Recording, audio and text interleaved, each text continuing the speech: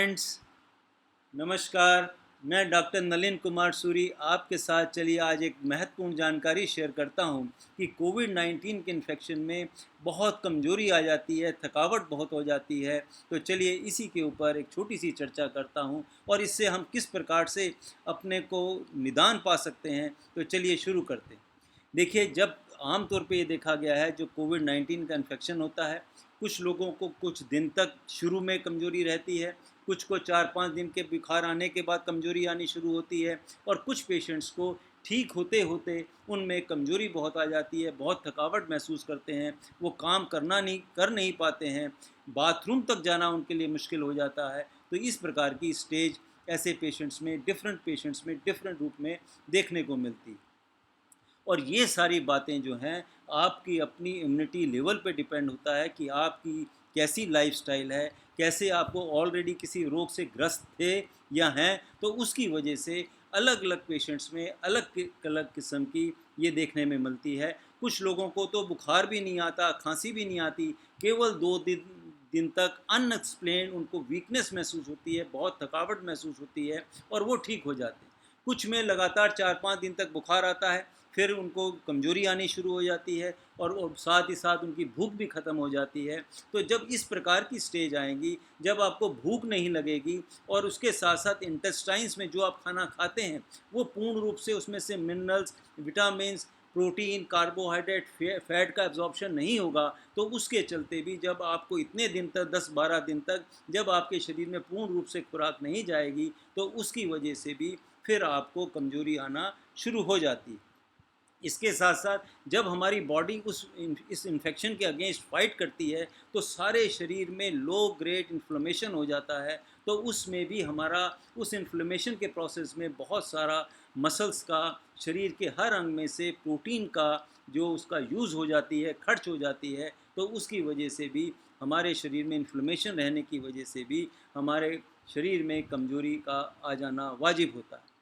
तो इसलिए इस सारे से बचने के लिए हमें क्या करना चाहिए, किस प्रकार से हम अपने को बचाव कर सकते हैं, तो चलिए इसी पे मैं अब कुछ ऐसे पॉइंट्स देता हूँ, टिप्स देता हूँ, जो आप ध्यान से समझिएगा और वो आप भी समझें और औरों को भी आप समझाएंगे, तो उनको कमज़ोरी आने के चांसेस कम हो जाएंगे। सबसे पहली बात है कि कोई भी कोविड-19 का पेशेंट अगर ग्रस्त होता है, उसे बीमारी लगती है, उसे रेस्ट करना बहुत बहुत ज़रूरी है। अगर वो रेस्ट नहीं करेंगे, अपनी दैनिक दिनचर्या वो करते रहेंगे, तो उसकी वजह से क्या होगा कि उनकी शरीर जो है, वो पूर्ण रूप से इस बीमारी से लड़ने की क्षमता नहीं बना पाएगी और उसके चलते शरीर में कॉम्प्लिकेशन हो जाएंगे और हो सकता है कि केवल एक छोटा-सा ये इन्फेक्शन जो आप आसानी से ठीक हो सकते थे और आपने अगर दैनिक दिनचर्या बना के रखी, तो क्या होगा कि ये इन्फेक्शन बढ़ सकता है, आपकी बॉडी फाइट नहीं कर पाएगी और उसके चलते कॉम्प्लिकेशन हो जाएंगी और आखिर में डॉक्टर भी फिर आपको बचाने में असंभव हो जाएंगे। तो इसलिए ऐसा कोई भी मरीज़, आप बहुत एग्जाम्पल हमें देखने में आ रहे हैं कि अच्छे-अच्छे नामी व्यक्ति भी इस संसार को छोड़ गए, क्योंकि उन्होंने रेस्ट नहीं किया, उन्होंने अपनी उस बात को लागू नहीं माना, तो उसकी वजह से वो काम करते रहे और नतीजा ये हुआ कि इतने कॉम्प्लिकेटेड हो गई, सारी मेडिकल सुविधाओं के बावजूद भी वो इस दुनिया को छोड़ गए। तो इसलिए मेरा सबसे निवेदन है कि अगर कोविड-19 का इन्फेक्शन है, तो आप घर में रेस्ट करिए। ये ज़रूरी नहीं कि आप बेड पे लेटे रहें, आप कुर्सी पे बैठिए, आगे पीछे घूमिए, लेकिन अपनी जो एक्टिविटीज़ हैं, उनको लगभग 10% करिए और 90% आप उनको छोड़ दीजिए। रेस्ट करना बहुत बहुत ज़रूरी है, जिससे कि आपकी बॉडी जो है अच्छी तरह फाइट कर सके और आप इससे लड़ सकें और इस इतनी जानलेवा बीमारी से बच जाए। दूसरी बात, आपको पानी का सेवन बहुत अच्छा करना है, जिस वजह से आपके शरीर के सारे जितने सेल हैं, जितनी कोशिकाएं हैं, उनको पूर्ण रूप से खून का दौरा चलता रहे, उनको हर प्रकार के मिनरल्स मिलते रहें और जो भी बाई प्रोडक्ट्स बनते हैं, वो शरीर से बाहर हो जाएं और कभी इसकी वजह से आपका ब्लड हो ना हो, आपका हार्ट भी सही काम करता रहे, आपकी इंटेस्टाइन भी सही काम करते रहें, आपका ब्रेन भी सही काम करता रहे, आपकी सारी मसल्स की एक्टिविटी भी सही बनी रहें। तो इसलिए जो ये बहुत ध्यान रखने की बात है कि पानी कम से कम जो एडल्ट है उसे 10-12 गिलास का रोज़ पानी पीते रहना चाहिए। डिफरेंट टाइम में समय समय पर गुनगुना पानी पीजिए, ठंडा पानी पीने की ज़रूरत नहीं है।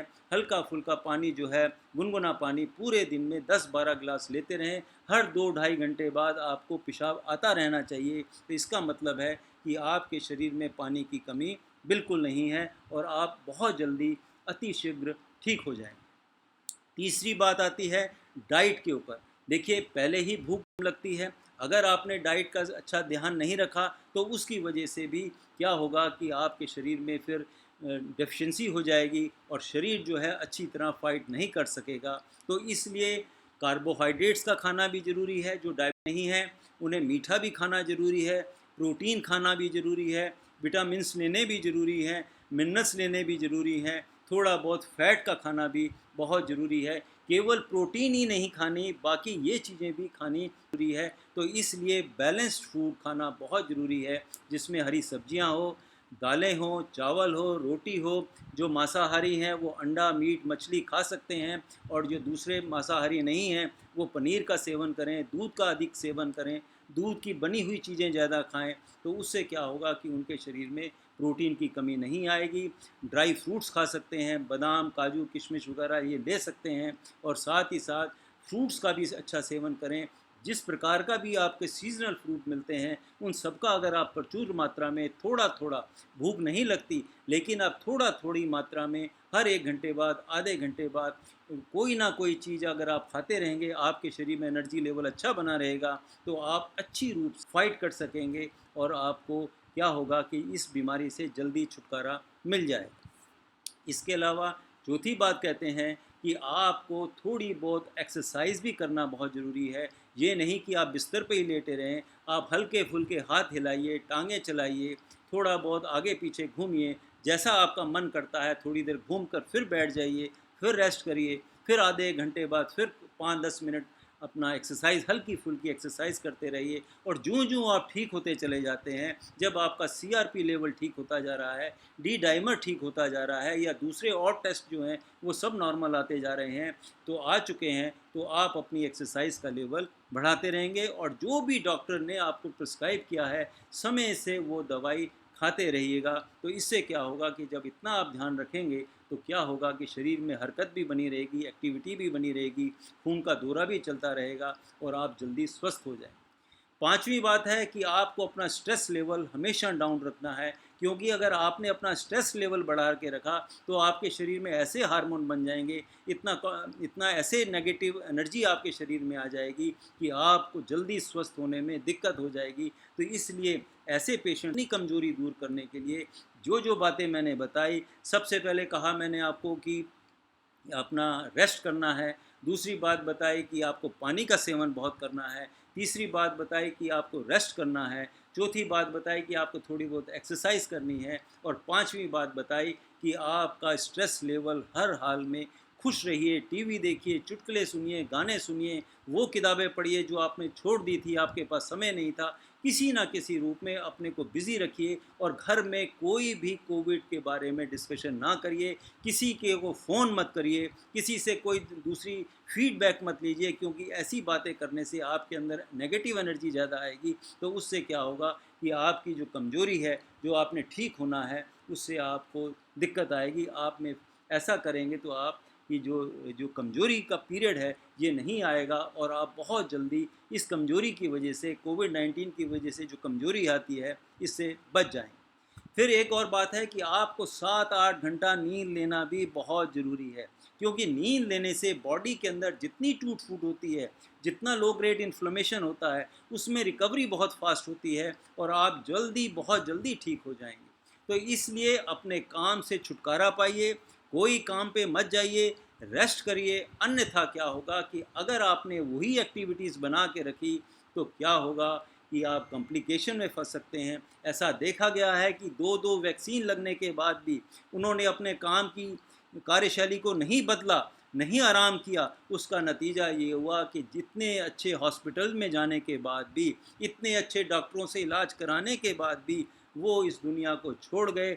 बहुत दुख की बात है कि एक पढ़ा लिखा डॉक्टर भी अगर इस प्रकार की एक्टिविटी करता है तो वो उन्होंने बहुत गलत काम किया। उनकी बहुत ज़रूरत थी हमें पूरे हिंदुस्तान को, उन्होंने आराम नहीं किया। उसका नतीजा ये हुआ कि वो आज हमारे बीच में नहीं हैं। तो ये वीडियो इसीलिए मैंने बनाया है कि आप लोग सब ध्यान दें कि कोविड-19 के इन्फेक्शन में आराम भी करना बहुत ज़रूरी है। आपके शरीर में कोई कमज़ोरी नहीं आएगी, आप बहुत जल्दी ठीक हो जाएंगे। तो इसी के साथ ये वीडियो मैं समाप्त करता हूँ। आशा करता हूँ आप ये वीडियो औरों के साथ भी शेयर करेंगे। इसी के साथ नमस्कार, बाय बाय।